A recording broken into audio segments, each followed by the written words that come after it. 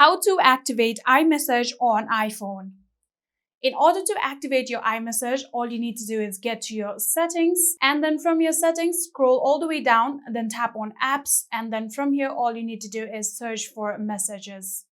Here you can see messages, tap on it and open its setting, and then from here, all you need to do is scroll down, and here you can see iMessages.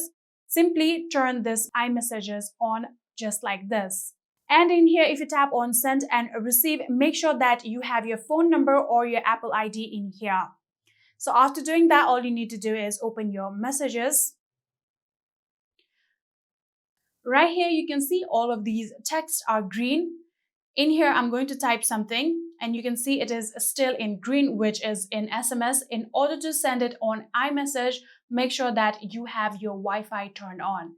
Simply scroll down through your control panel, tap on Wi-Fi and make sure that you have your internet connection. Then from here, you can simply type down your message, and in here you can see now the blue send button is right here, and all you need to do is tap on it and send them the message on iMessage.